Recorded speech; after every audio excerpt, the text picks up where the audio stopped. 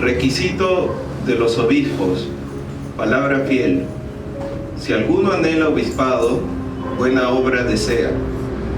Pero es necesario que el obispo sea irreprensible, marido de una sola mujer, sobrio, prudente, decoroso, hospedador, apto para enseñar, no dado al vino, no pendenciero, no codicioso de ganancias deshonestas, sino amable, apacible, no avaro, que gobierne bien su casa, que tenga a sus hijos en sujeción con honestidad, pues el que no sabe gobernar su propia casa, ¿cómo cuidará de la iglesia de Dios? No un neófito, no sea que envaneciéndose caiga en la condenación del diablo. También es necesario que tenga buen testimonio de los de afuera, para que no caiga en descrédito y en lazo del diablo. Requisitos de los diáconos.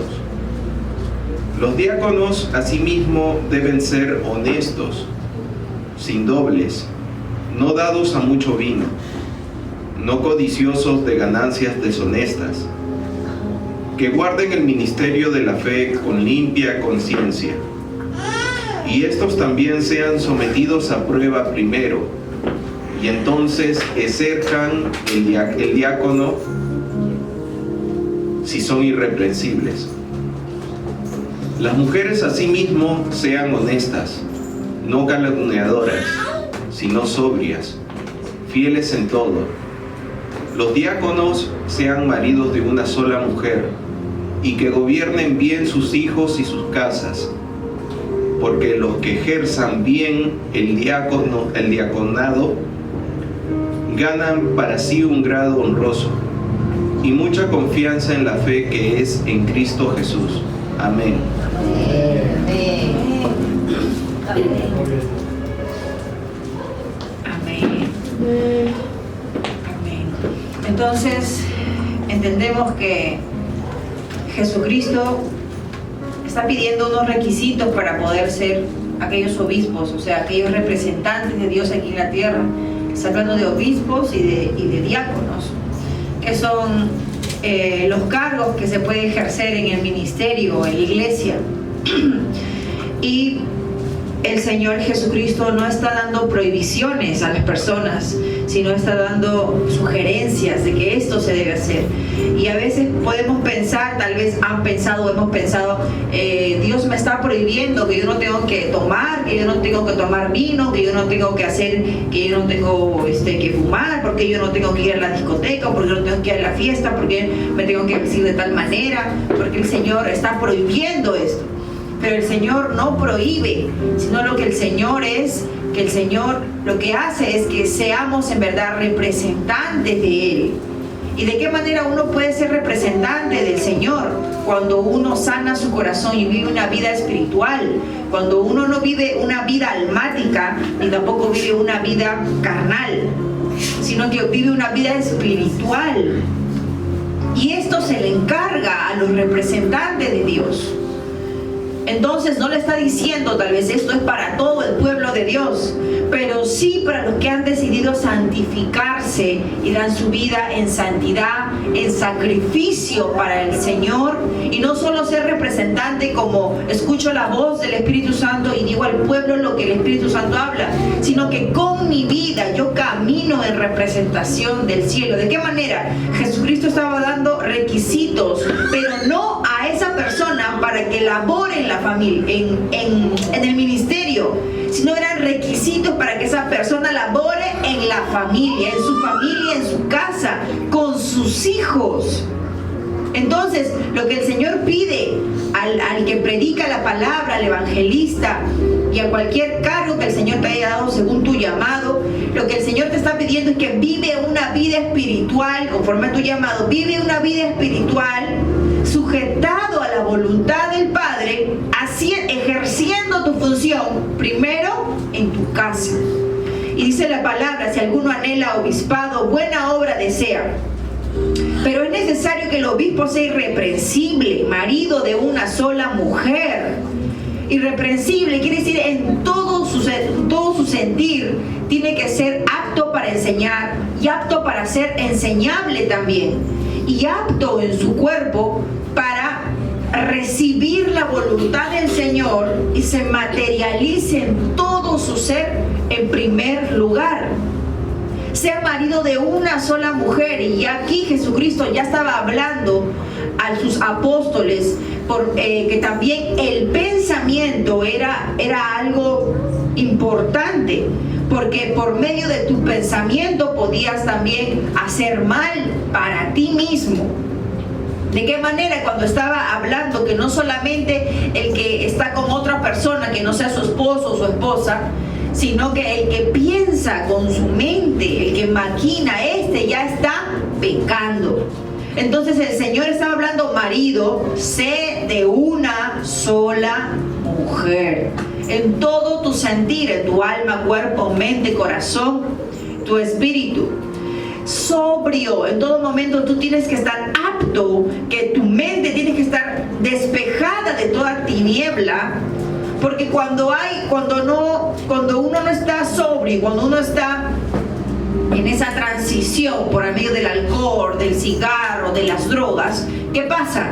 Entonces tu mente no está apta para recibir la sabiduría del Señor, y tú puedes ser propicio en algún momento, o en alguna obra, o en alguna predicación, mucho menos tener a tus hijos bajo esa voluntad del Señor por medio de la sabiduría que Él te puede dar. Por eso es necesario que estés sobrio, que estés apto en tu mente, apto en tu corazón, listo, dispuesto para en cualquier momento el Señor pueda ministrar, y por medio de ti, tú ministrar tu casa.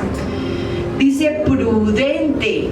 Tú tienes que tener el discernimiento de dónde está Satanás, dónde está el mal, cómo se mueven los demonios allá. Entonces yo, siendo prudente, no me voy por ese camino, ni mucho menos llevo a mi familia por ese camino tenebroso. Si tú sabes que ese es el camino tenebroso que a ti te está causando tantos males, no puedes llevar a tus hijos por ese camino, porque ellos, siendo menores que tú, más débiles tal vez, más ingenuos, pueden caer más rápido como presa a Satanás. Por eso es necesario que nosotros tengamos discernimiento para poder discernir el mover espiritual y estar siempre seguros y confiados en el Señor, pero también prudente en todo lo que está sucediendo y de nuestro alrededor y las horas.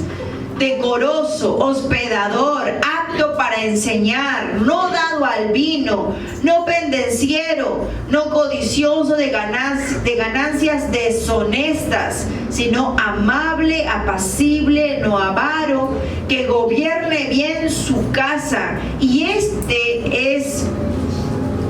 es la voluntad del Señor, que el obispo gobierne su casa, porque si gobierna su casa, entonces gobernará su ministerio, gobernará diligentemente el llamado que Dios le ha dado a que sea.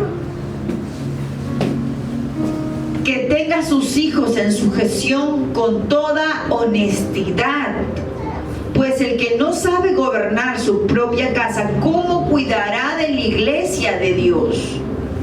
Entonces el Señor Jesús nos está instruyendo a nosotros, los que somos representantes del cielo, los que hemos dicho, yo quiero hacer la obra del Señor, yo quiero hacer obra, yo quiero caminar en la fe y en la obra, yo quiero ser representante del cielo, yo quiero ser ese evangelista, ese predicador, ese pastor, y yo lo quiero hacer. Entonces, si tú has anhelado eso, dice el Señor, buena obra deseas, porque no todos desean eso, y lo que tú anhelas es buena obra, lo que tú deseas, pero es necesario que tú tengas estos requisitos, que tú entiendas que esta es la voluntad de Dios y que la tienes que poner en práctica, porque de nada vale que tú digas, Señor, heme aquí, envíame a mí, yo quiero ser, pero no estás haciendo estos requisitos.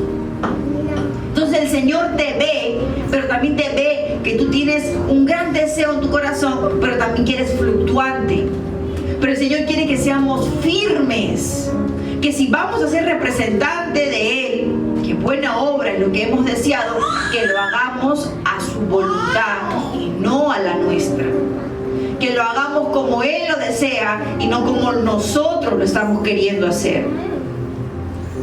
Entonces dice, no un neófito, no sea que embandeciéndose se caiga en la condenación del diablo.